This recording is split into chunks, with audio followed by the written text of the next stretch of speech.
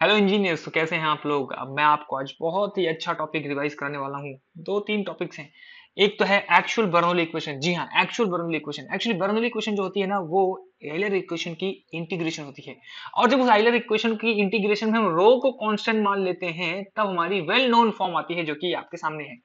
लेकिन जरूरी नहीं कि रो हमेशा कांस्टेंट हो। कभी कभार आपको क्वेश्चन में दे सकता है कि rho is not constant, rho is depending on pressure और समथिंग, मे बी कुछ भी हो सकता है। सो हम इसी तरह का एक एग्जांपल लेंगे। अगर रो इज कांस्टेंट नहीं है तो क्या होगा। अगर रो कांस्टेंट नहीं है यानी कि रो है एडियाबेटिक, लेट्स से एक एग्जांपल लिया हमने कि flow is adiabatic and compressible, तब आपकी क्या इक्वेशन होगी। तब आपको उस बर्नौली इक्वेशन को इंटीग्रेट करना होगा, और इंटीग्रेट करके आपको जो इक्वेशन आएगी, ये इक्वेशन मिलेगी आपको जो अभी आपके सामने है, इंटीग्रेशन ऑफ आयलर इक्वेशन। दूसरी देखते हैं विस्कोसिटी। ओहो, विस्कोसिटी सबको परेशान कर रखा है इस विस्कोसिटी ने। तो दो तरह की विस्कोसिटी होती है, याद रखिएगा, डायनेमिक विस्कोसिटी और काइनेमेटिक विस्कोसिटी। डायनेमिक विस्कोसिटी क्या है। डायनेमिक विस्कोसिटी की यूनिट्स होती है, एसआई यूनिट है पास्कल सेकंड, या एमकेएस यूनिट है केजी मीटर पर सेकंड, ये।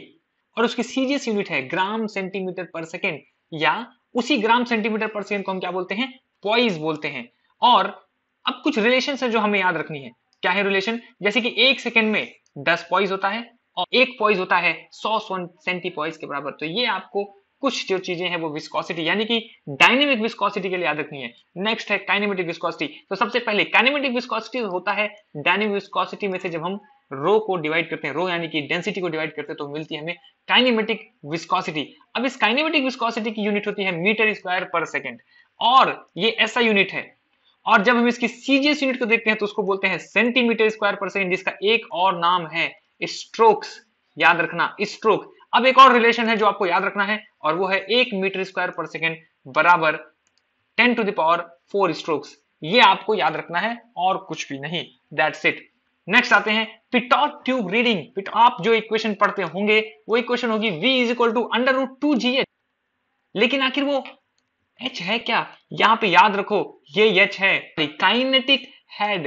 यस, ये इक्वेशन कुछ और नहीं, ये एच कुछ और नहीं, ये है काइनेटिक हेड। और तुम्हें याद रखना है, अगर कभी क्वेश्चन में दिया हुआ है काइनेटिक हेड और प्रेशर हेड, ऐसा कुछ कुछ इंफॉर्मेशन दिया हुआ है, तो याद रखो पिटॉट ट्यूब की जो रीडिंग आती है वो रीडिंग हम डायरेक्टली यहां यूज नहीं करते हैं। वो रीडिंग एच नहीं होती है, उसमें से प्रेशर हेड को रिड्यूस करना होता है।